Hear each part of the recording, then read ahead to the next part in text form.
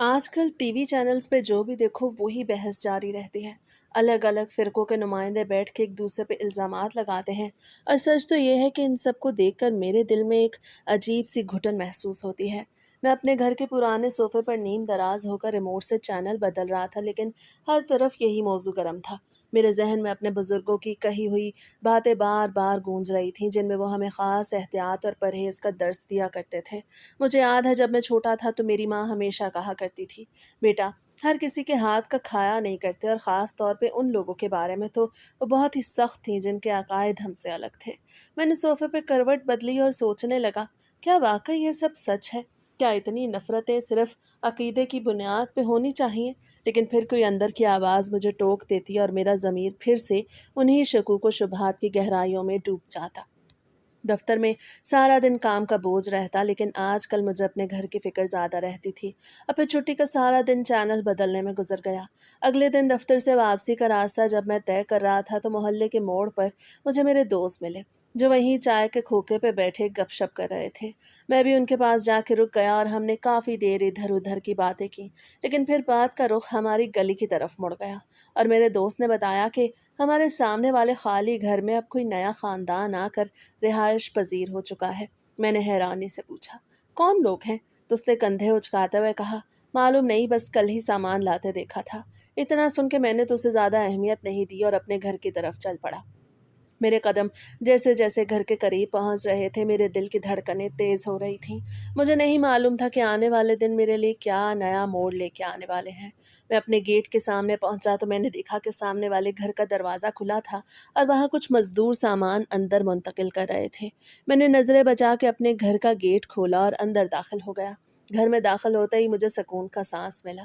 میں نے سوچا چلو شکر ہے اب یہ ویران گھر آباد ہو گیا ہے، لیکن پھر وہی پرانے خدشات میرے ذہن میں کچوکے لگانے لگے کہ کیا یہ پڑوسی ہمارے لیے اچھے ثابت ہوں گے یا پھر کوئی نئی مصیبت ساتھ لائے ہیں۔ میں نے اپنے گھر میں جا کے کپڑے تبدیل کیا اور کھڑکی کے پاس جا کے کھڑا ہو گیا، جہاں سے سامنے والے گھر کا صحن صاف نظر آتا تھا۔ میں نے دیکھا وہاں ایک درمیانی عمر کا شخص اور کچھ خواتین نظر آ رہی تھیں جو بہت ہی اطمینان سے اپنا سامان سنبھالنے میں مصروف تھے۔ میں کچھ دیر انہیں دیکھتا رہا اور پھر سوچا کہ انسان کو بدگمانی سے بچنا چاہیے، لیکن میرے اندر کا ایک حصہ ہمیشہ مجھے خبردار کرتا تھا کہ احتیاط ہی بہتر ہے۔ میں نے کھڑکی سے ہٹ کے کتاب اٹھائی اور پڑھنے کی کوشش کرنے لگا، لیکن میرا دھیان بار بار اسی گھر کی طرف جا رہا تھا۔ مجھے معلوم نہیں تھا کہ یہ معمولی سی آمد میری زندگی میں ایک طوفان بن کے آئے گی اور میں ان زنجیروں میں جکڑا جاؤں گا جس کا مجھے خود بھی اندازہ نہیں تھا۔ میں نے سوچا کہ کل جب آفس جاؤں گا تو شاید محلے کے مزید لوگوں سے ان کے بارے میں معلومات مل جائیں، کیونکہ اس محلے میں کوئی بھی چیز چھپی نہیں رہتی، ہر کوئی ایک دوسرے کے بارے میں سب کچھ جاننے کا شوقین ہوتا ہے۔ پھر میں نے بستر پہ لیٹ کے آنکھیں بند کر لیں، لیکن ذہن میں ہزاروں سوالات گردش کر رہے تھے۔ کیا یہ وہ لوگ ہیں جن سے ہمیں بچ کے رہنے کا کہا جاتا ہے، یا پھر میں بلا وجہ ہی ڈر رہا ہوں؟ میں نے فیصلہ کیا کہ کل میں اس معاملے میں مزید گہرائی سے دیکھوں گا تاکہ حقیقت میرے سامنے آ سکے اور میں اپنے آپ کو اور اپنے گھر والوں کو کسی بھی قسم کے نقصان سے محفوظ رکھ سکوں۔ رات کی خاموشی میں باہر سے کبھی کبھار کسی گاڑی کے گزرنے کی آواز آتی تو میں چونک کے اٹھ بیٹھتا، ابھی خود کو تسلی دیتا کہ نہیں، ابھی تو بس شروعات ہے۔ میں نے اپنی آنکھیں دوبارہ بند کر لیں اور گہری سوچوں میں گم ہو گیا کہ کل کی صبح میرے لیے کیا پیغام لے کے آئے گی، اور کیا واقعی میرے شکوک سچ ثابت ہوں گے۔ میں ابھی انہی خیالات میں تھا کہ مجھے نیند کے جھونکے آنے لگے، لیکن میرا دل اب بھی ایک انجانے ڈر سے کانپ رہا تھا۔ اگلی صبح جب میری آنکھ کھلی تو سورج کی کرنیں کھڑکی سے چھن کر میرے کمرے میں پھیل چکی تھیں۔ میں بستر پہ لیٹا کچھ دیر چھت کو گھورتا رہا، اور کل رات کے وہ خیالات میرے دماغ پہ بوجھ بن کے چھائے ہوئے تھے۔ میں نے اٹھ کے کھڑکی کا پردہ سرکایا تو دیکھا کہ سامنے والے گھر میں اب کافی رونق تھی۔ میں نے جلدی سے تیار ہو کے باہر کا رخ کیا تاکہ آفس جانے سے پہلے ایک نظر سامنے والے گھر پہ ڈال سکوں۔ جیسے ہی میں نے اپنا دروازہ کھولا تو سامنے والے گھر کا مرکزی دروازہ بھی کھلا اور وہ درمیانی عمر کا شخص باہر نکلا۔ اسے مجھے دیکھا تو ایک خوشگوار سی مسکراہٹ اپنے چہرے پہ سجائی اور ہاتھ کے اشارے سے سلام کیا۔ میں نے رسمی طور پہ جواب دیا اور تھوڑا سا آگے بڑھ گیا، لیکن وہ آدمی خود ہی میری طرف چلتا ہوا آیا اور کہنے لگا، السلام علیکم، میں ہوں زبیر، ہم کل ہی یہاں منتقل ہوئے ہیں۔ آپ کے پڑوس میں آ کے ہمیں بہت خوشی ہوئی ہے۔ اس کے لہجے میں ایسی مٹھاس تھی کہ میں ایک لمحے کے لیے اپنے تمام شکوک بھول گیا۔ میں نے بھی گرم جوشی سے ہاتھ ملایا اور کہا، وعلیکم السلام، خوش آمدید۔ मेरा नाम बिलाल है और अगर किसी भी चीज़ की ज़रूरत पड़े तो बिला झिझक बताइएगा। ज़ुबैर भाई वाक़ई बहुत सुलझे हुए और मिलनसार इंसान लग रहे थे। उनकी आँखों में एक अजीब-सी चमक और बातों में तहज़ीब थी। मैंने सोचा शायद मैं बिला वजह ही बदगुमान हो रहा था, वो तो बहुत शरीफ़ इंसान मालूम होते हैं। इसी दौरान उनकी अहलिया भी बाहर आईं और उन्होंने बहुत अदब से सलाम किया और साथ ही कुछ घर की बनी हुई सेवइयाँ भी भेजीं, जिन्हें देख के मेरा दिल एक बार फिर से कुछ अजीब-सा हुआ। लेकिन मैंने उसे उनकी शराफ़त समझ कर नज़रअंदाज कर दिया। मैं ऑफ़िस चला गया लेकिन सारा दिन मेरे ज़हन में उनका वही खलूस घूमता रहा। शाम को जब मैं घर वापस लौटा तो घर का माहौल कुछ बदला हुआ था।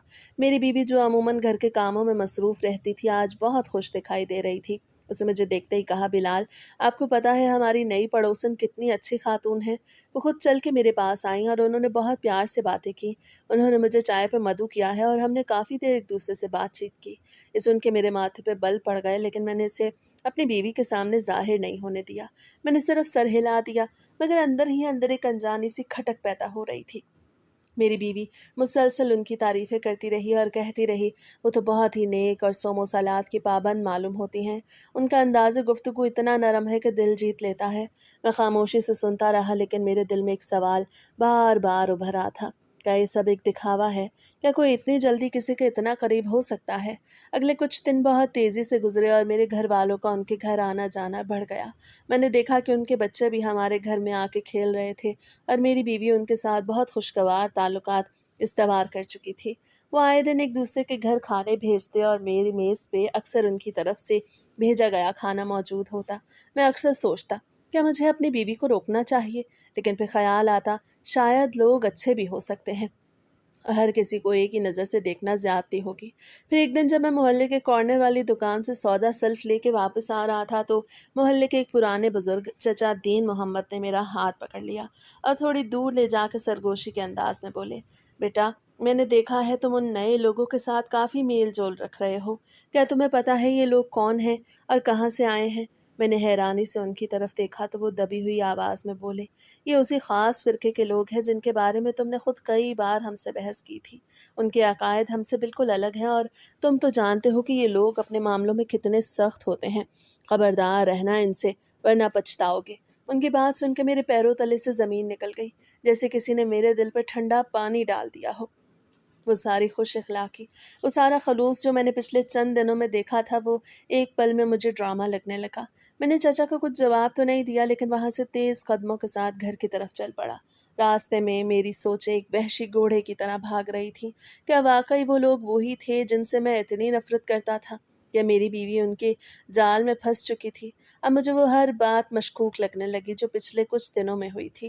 वो मुस्कुराहटें, वो तोहफ़े, वो सवैयाँ, वो सब अब एक साजिश मालूम हो रहे थे। मैं घर पहुंचा तो मेरी बीवी ने मुझे देखते ही मुस्कुरा के कहा, आइए, मैंने आज शाम की चाय के साथ ज़ुबैर भाई के घर से आई हुई बिरयानी गरम की है। ये सुन के मेरा कलेजा मुंह को आने लगा। मुझे ऐसे लगा जैसे कोई मेरे सामने जहर का प्याला रख दे। मैंने गुस्से से उसे देखा और कहा, तुम्हें कितनी बार कहा है कि हर किसी के घर का खाना मत खाया करो। क्या तुम्हें पता भी है कि ये लोग कौन है और इनका पस मंज़र क्या है? मेरी बीवी ने हैरत से मेरी तरफ देखा और कहा, आप क्या कह रहे हैं? वो तो बहुत अच्छे लोग हैं। मैंने उसे कुछ नहीं बताया। वो अपने कमरे में जाके धड़ाम से दरवाज़ा बंद कर चुकी थी। मैंने सोचा अब मैं किसी भी सूरत उन लोगों के करीब उसे नहीं जाने दूँगा।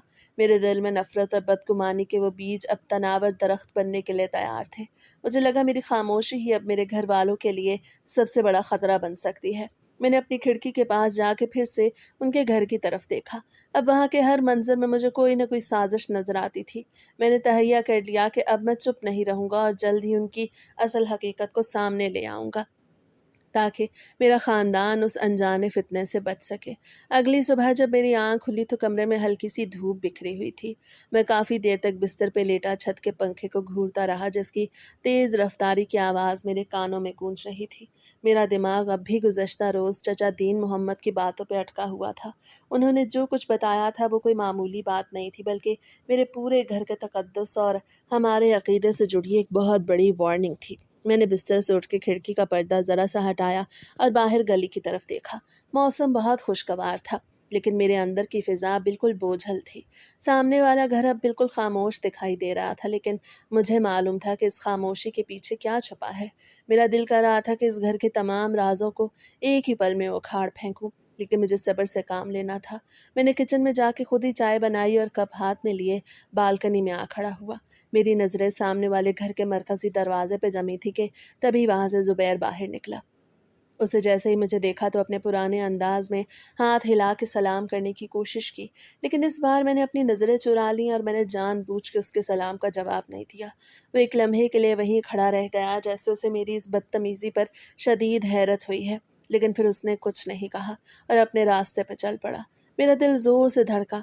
क्या मैंने बहुत ज़्यादा सख्ती कर दी? लेकिन फिर फ़ौरन ही मैंने खुद को समझाया कि नहीं, ये तो सिर्फ़ शुरुआत है। मुझे उनसे अपनी दूरी वाज़ेह करनी है ताकि उन्हें ये पैगाम मिल जाए कि अब उनकी चालाकी यहाँ नहीं चलेगी। फिर वो वक़्त भी आया जो मेरी आज़माइश का सबसे कठिन मरहला था। दोपहर का वक़्त था, जब ज़ुबैर के बच्चे हमेशा की तरह खेल-कूद करते हुए हमारे घर के सहन में आ गए। वो दोनों छोटे बच्चे बहुत मासूम थे और अक्सर मेरी बीवी के साथ आके बैठ जाते थे। आज जब मैंने उन्हें अपने घर के बरामदे में देखा तो मेरा खून खौलने लगा। मेरी बीवी किचन में काम कर रही थी और वो बच्चे हंसते खेलते हुए वहाँ पहुँच गए। मैंने गुस्से से दांत पीस लिए और तेज़ी से बाहर की तरफ लपका। मैंने उन बच्चों को देखा तो मुझे वही जहरीली सोचें याद आने लगीं जो मेरे जहन में घर कर गई थी। मैंने अपनी आवाज़ को जितना हो सका सख्त किया और उन बच्चों से कहा, तुम लोग यहाँ क्या कर रहे हो? फ़ौरन अपने घर जाओ। दोबारा कभी मेरे घर का रुख मत करना। वो दोनों बच्चे मेरी अचानक तब्दीली और मेरे गुस्से को देख के बुरी तरह डर गए। उनकी आंखों में आंसू आ गए और वो सहमे हुए कदमों से बाहर की तरफ भागे। मेरी बीवी ने जब ये आवाज़ सुनी तो वो फ़ौरन किचन से बाहर निकली। उसके चेहरे पे शदीद गुस्सा था। उसे कहा, बिलाल, ये आप क्या कर रहे हैं? ये तो बेचारे बच्चे हैं। आपने उन्हें इस तरह क्यों डांटा है? आपको क्या हो गया है? मैंने उसकी तरफ देखा और सर्द मोहरी से बोला, ये बच्चे नहीं हैं बल्कि इस पूरे ख़ानदान का एक हिस्सा हैं और मुझे अब इस घर में इनका दाखिला बिल्कुल पसंद नहीं। तुम समझती क्यों नहीं हो कि ये लोग हमारे लिए कितने ख़तरनाक हो सकते हैं? मेरी बीवी की आंखों में आंसू आ गए और उसने कहा, आपकी सोच कितनी तंग हो गई है। आप किसी पे बगैर सबूत के इल्ज़ाम कैसे लगा सकते हैं? ये लोग कितने मिलनसार हैं और इन्होंने कभी हमारा बुरा नहीं चाहा। आप क्यों बिला वजह दुश्मनी मोल ले रहे हैं? हमारे दरमियान बहस का ये सिलसिला बढ़ता ही गया। मैं अपने कमरे में चला गया और रुकैया बरामदे में खड़ी रोती रही। घर का माहौल अब बहुत ही तल्ख़ हो चुका था। मैंने सोचा कि क्या ये लोग वाक़ई इतने मासूम हैं या इन्होंने मेरी बीवी को भी अपने सहर में ले लिया है। शाम को जब मैं दफ़्तर से लौटा तो मुझे फिर से वही बोझ महसूस हुआ। मैं गली से गुज़र रहा था तो ज़ुबैर के घर से निकलने वाले बुज़ुर्ग से सामना हो गया। वो बहुत आहिस्ता चल रहे थे और अपनी लाठी टेकते हुए गुज़र रहे थे। उन्होंने मुझे देखा तो रुक गए और अपनी हल्की-सी मुस्कुराहट के साथ बोले, बेटा क्या हाल है? मैंने उनकी तरफ देखा तक नहीं और अपनी नज़रें नीचे करके तेज़ी से गुज़र गया। वो बेचारे हैरान खड़े रह गए, लेकिन मैंने उन्हें ये एहसास दिलाने का फ़ैसला कर लिया था कि अब हम उनसे किसी भी किस्म का ताल्लुक़ रखने के रवादार नहीं हैं। मेरे दिल में अब उन लोगों के लिए कोई नरम गोशा नहीं बचा था। मैंने अपने कमरे के दरवाज़े पे जाके उससे अंदर से कुंडी लगा ली और अकेले में बैठ के सोचने लगा कि ये जंग अब मैंने अकेले लड़नी है। मेरी बीवी अब भी मेरा साथ देने को तैयार नहीं थी।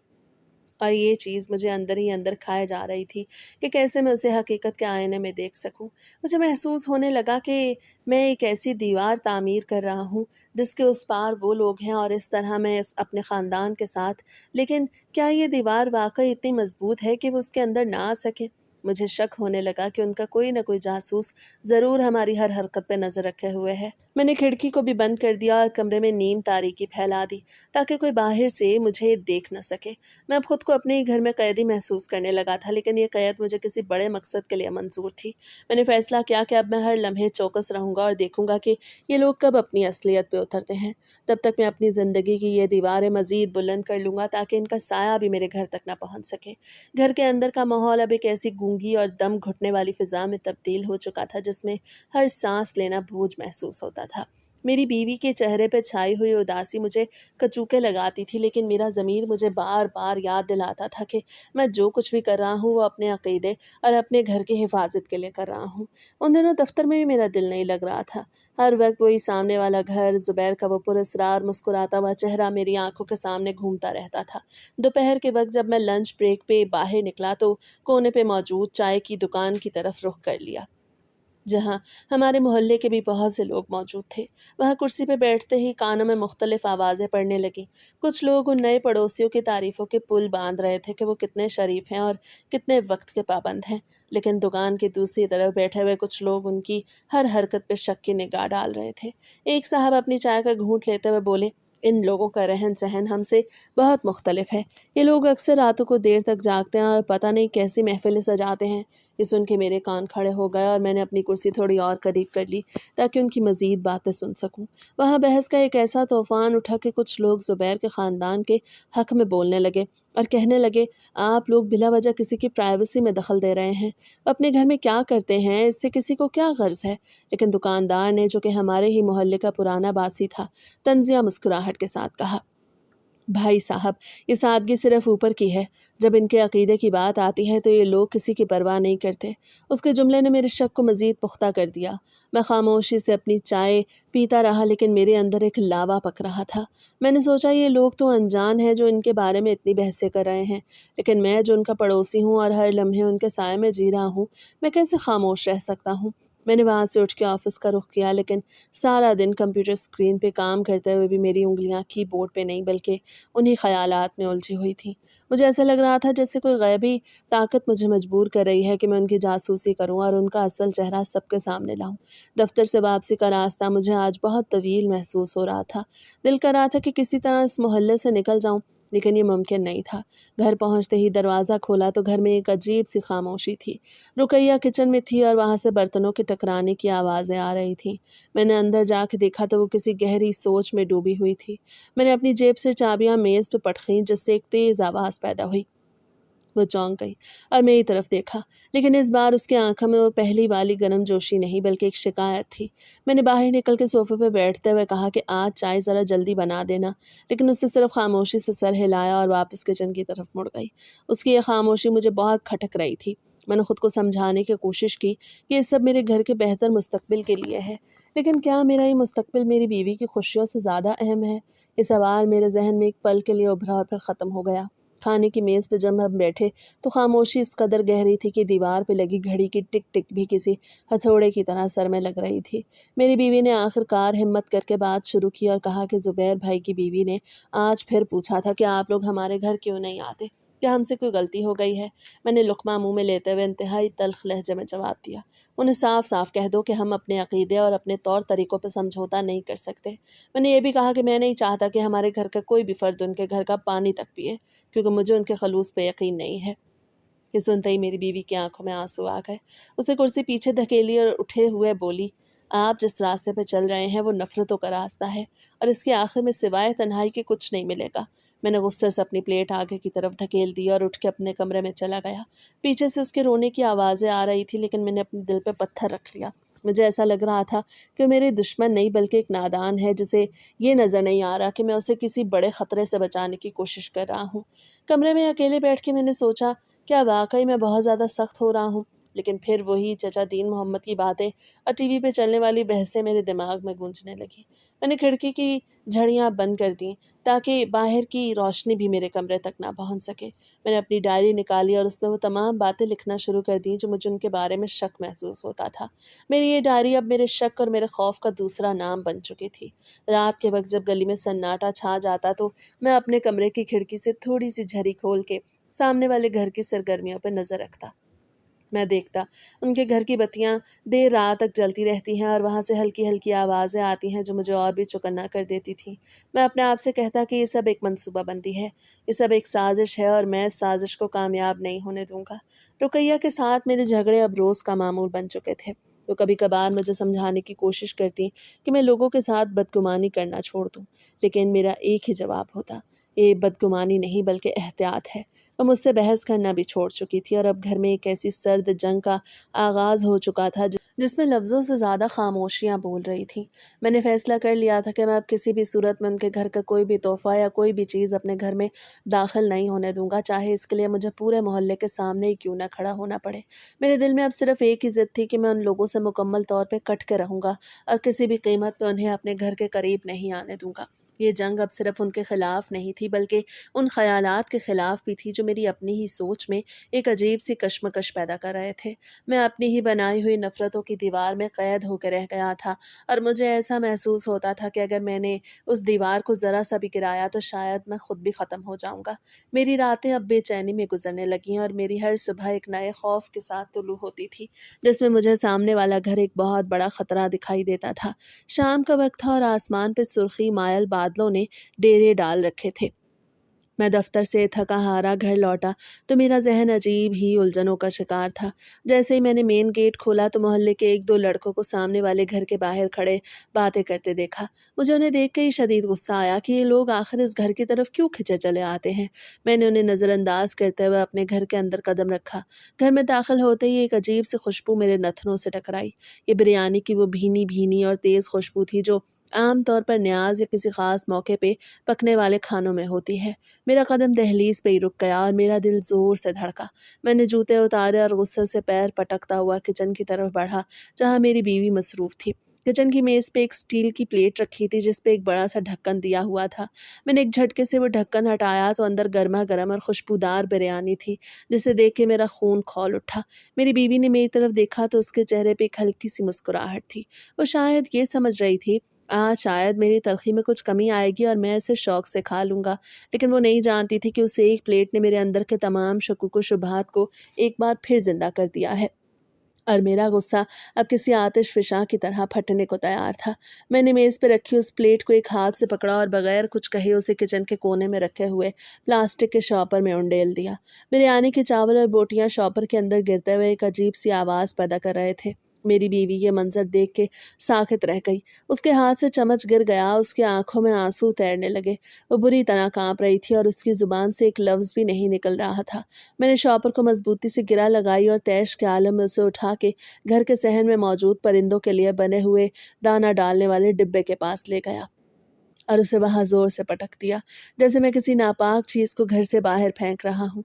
मैंने बुलंद आवाज में कहा, मैंने तुम्हें 1000 बार कहा है कि उन लोगों का भेजा हुआ कोई भी खाना हमारे घर में दाखिल नहीं होना चाहिए, मगर तुम हो कि मेरी बात को मजाक समझती हो और इस तरह उनके जाल में फंसती जा रही हो। मैं वापस किचन की तरफ मुड़ के गरजते हुए बोला, तुमने आज मेरी इज्जत का सौदा कर दिया है और मुझे बिल्कुल मंजूर नहीं कि मेरे घर में उन लोगों का कोई भी नामो निशान बाकी रहे। मेरी बीवी जो अब तक सदमे में थी अचानक चिल्लाने लगी। उसका ज़ब्त टूट चुका था और वो मुझ पे बरस पड़ी और कहने लगी, आखिर आपको हो क्या गया है? आप लोगों की इंसानियत को अपने गुस्से की भींट क्यों चढ़ा रहे हैं? वो लोग गरीब हो सकते हैं, अलग अकीदा रख सकते हैं, लेकिन क्या उन्होंने कभी आपका बुरा चाहा? और ये खाना तो बस एक तोहफा था जिसे मैंने मोहब्बत से कबूल किया था, मगर आपने तो उसे कूड़े में फेंक के हमारी शराफत का ही जनाजा निकाल दिया। हम उनके पड़ोस में रहते हैं, पड़ोसियों का हक होता है कि वो एक दूसरे के दुख सुख में शरीक हों, लेकिन आप तो जैसे इंसानियत के दुश्मन बन चुके हैं। हमारे दरमियान तल्ख जुमलों का तबादला शुरू हो गया। मैंने उससे कहा, तुम्हें उन लोगों के असलियत का इल्म नहीं, तुम उनके ज़ाहिरी खलूस को देख रही हो, लेकिन मैं उनकी हकीकत को पहचान चुका हूँ। और मैं तुम्हें खबरदार करता हूँ कि आइंदा अगर मैंने उनके घर से कोई चीज़ यहाँ देखी तो तुम्हारे लिए अच्छा नहीं होगा। वो गुस्से में वहाँ से हट गई और कमरे में जाके दरवाज़ा बंद कर लिया। घर में अब मौत जैसा सन्नाटा था, सिर्फ मेरी अपनी ही सांसें मुझे सुनाई दे रही थी। मैं सहन में खड़ा उन परिंदों को देख रहा था जो शॉपर में पड़े चावलों पे टूट पड़े थे। मेरा दिल कर रहा था कि मैं चीख चीख के सबको बता दूं कि ये खाना नहीं बल्कि एक जहर है जो हमारे अकीदे को दीमक की तरह चाट रहा है। लेकिन मैं अब भी अकेला था और ये तन्हाई मुझे अंदर से ही अंदर खाए जा रही थी। उस रात मैंने खाना नहीं खाया और गुस्से में टहलने लगा। मेरे कदमों की चाप घर के खामोश सहन में गूंज रही थी और मुझे ऐसा महसूस हो रहा था जैसे सामने वाले घर के लोग खिड़की से मुझे देखकर हंस रहे हों। मेरा गुस्सा अब नफरत में बदल चुका था और मैंने ठान ली थी कि अब मैं उनकी किसी भी हरकत को नज़रअंदाज नहीं करूंगा, बल्कि उनका पीछा करूंगा। और इस बार मैं सबूत के साथ उनका असल चेहरा दुनिया के सामने लाऊंगा, चाहे इसके लिए मुझे कोई भी हद पार करनी पड़े। इस वाक़े के बाद से मेरे घर की दीवारें जैसे मुझ पर तंग होने लगी थीं। रुकैया के साथ बातचीत का सिलसिला बिल्कुल ख़त्म हो चुका था।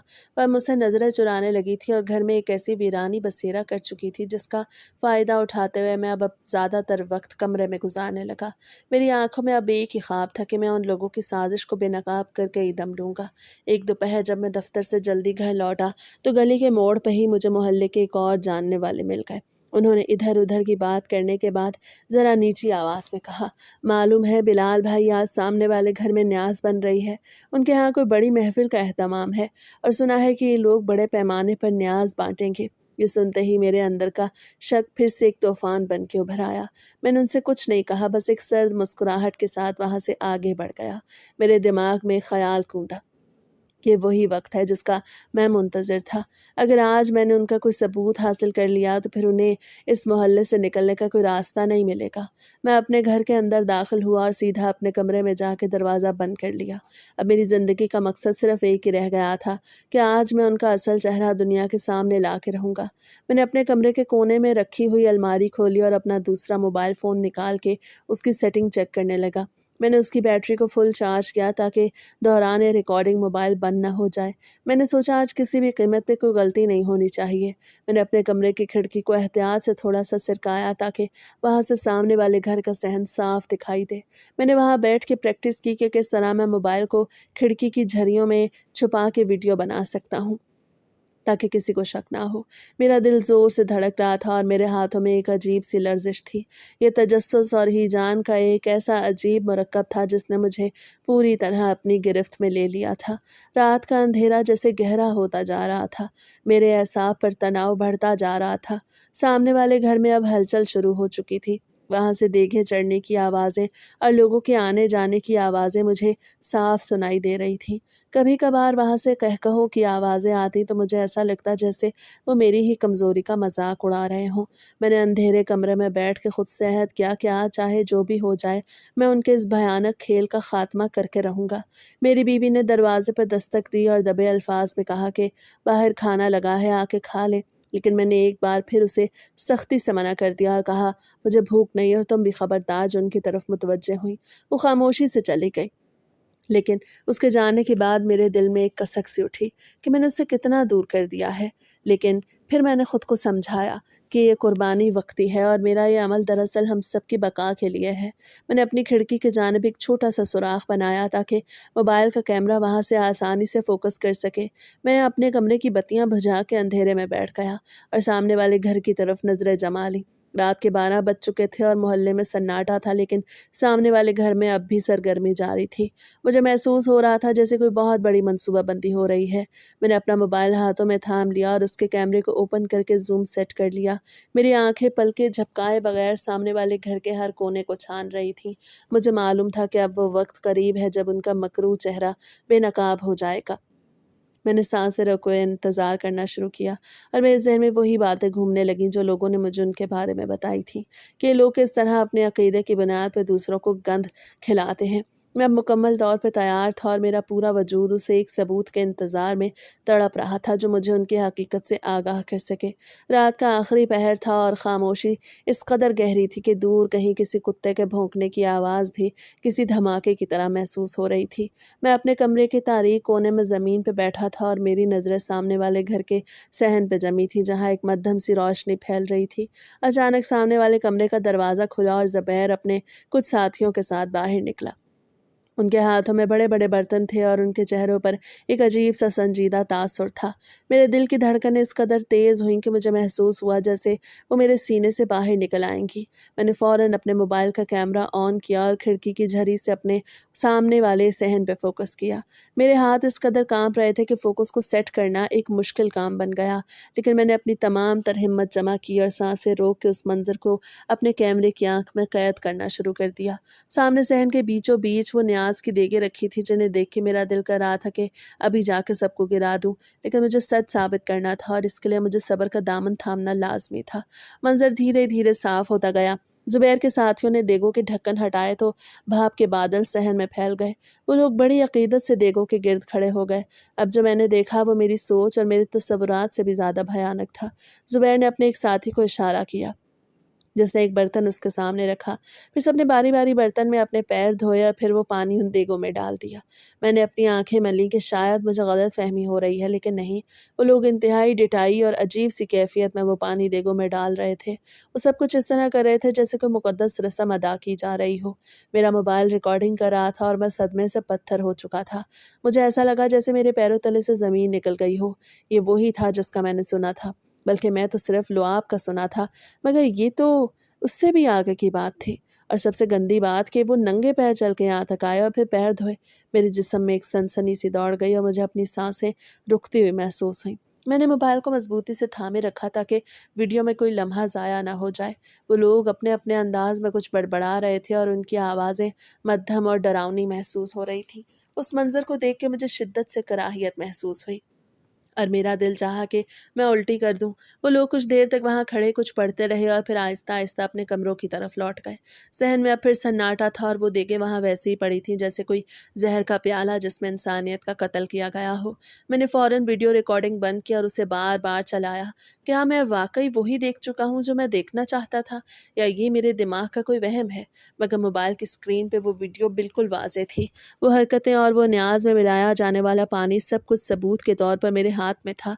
मेरा सर चकराने लगा और मैं वहीं ज़मीन पे गिर पड़ा। मेरे जहन में ये सवाल बार बार उभर रहा था कि लोग किस ढिठाई से ये न्यास दूसरों में बांटते हैं और कितने ही मासूम लोग इसे बरकत समझ के खा लेते होंगे। मेरे दिल में नफरत और गुस्से की एक ऐसी आग भड़क उठी जो अब किसी भी सूरत बुझने वाली नहीं थी। मैंने उस रात को एक नए अज़म के साथ देखा। मेरा सदमा अब एक इंतकामी जज्बे में बदल चुका था। मैंने मोबाइल को अपने सीने से लगा लिया और सोचा कि अब इनकी खैर नहीं।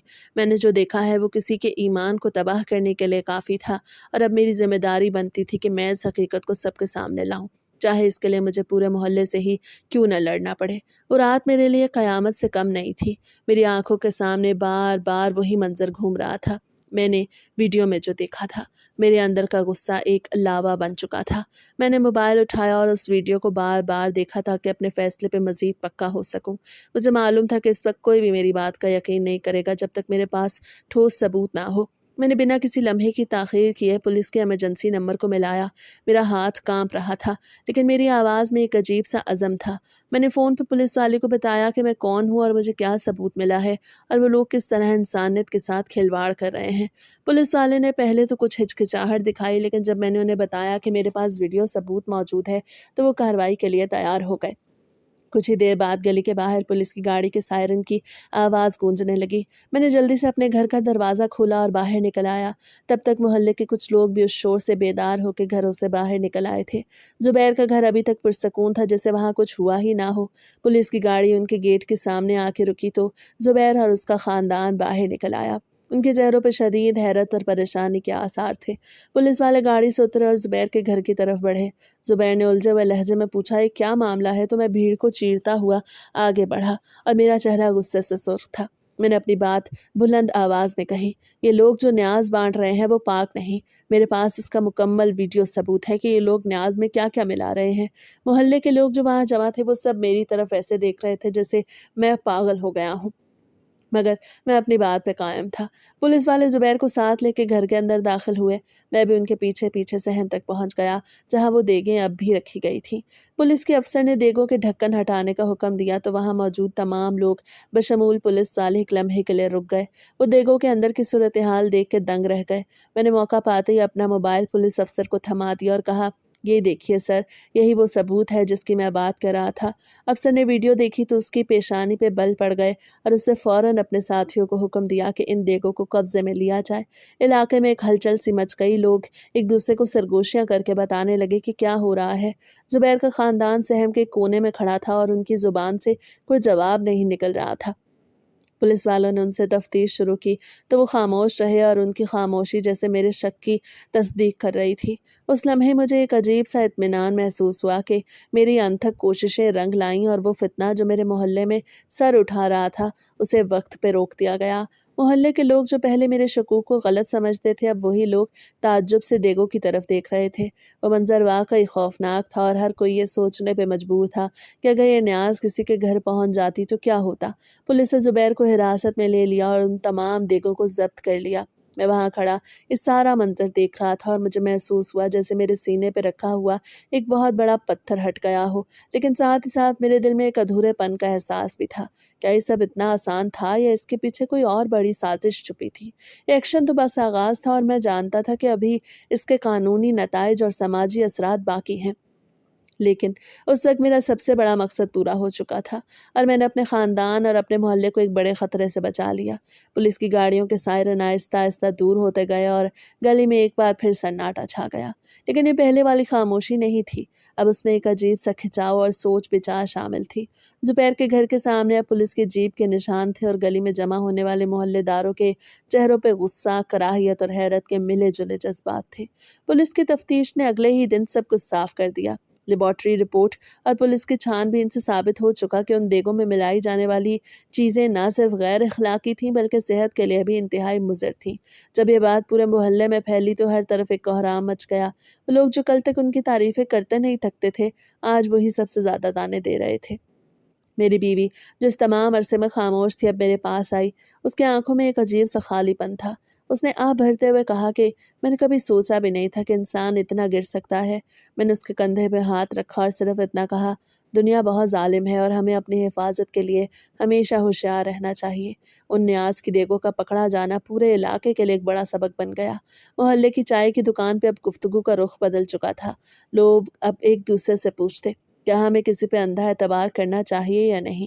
میں اپنی کھڑکی کے پاس اب بھی اکثر بیٹھتا ہوں، لیکن اب وہ پہلے جیسی بدگمانی نہیں بلکہ ایک گہرا مشاہدہ ہے۔ سامنے والا گھر اب ویران پڑا ہے، اس پر پولیس کا تالا لگا ہے اور کبھی کبھار وہاں سے گزرتے ہوئے مجھے وہ دن یاد آتے ہیں جب یہ سب شروع ہوا تھا۔ میری بیوی نے اب میری ہر بات پہ اعتماد کرنا شروع کر دیا ہے اور ہمارے تعلقات میں وہ پہلے والی گرم جوشی واپس آ گئی ہے۔ لیکن اس پورے واقعے نے مجھے یہ سکھا دیا کہ سچائی چاہے کتنی ہی کڑوی کیوں نہ ہو، وہ ہمیشہ سامنے آ کے رہتی ہے۔ دوسروں کے ساتھ کیا گیا ایک گھناؤنا مذاق کسی کا ایمان خراب کرنے کے ساتھ ساتھ کسی کی زندگی بھی تباہ کر سکتا ہے۔ میرا اس بات سے اختلاف نہیں کہ نیاز نہیں کرنی چاہیے، بلکہ نیاز بانٹنا، اللہ کی راہ میں خرچ کرنا تو ثواب کا کام ہے، لیکن بس لوگوں کے ایمان اور صحت کے ساتھ کھلواڑ نہیں کرنا چاہیے۔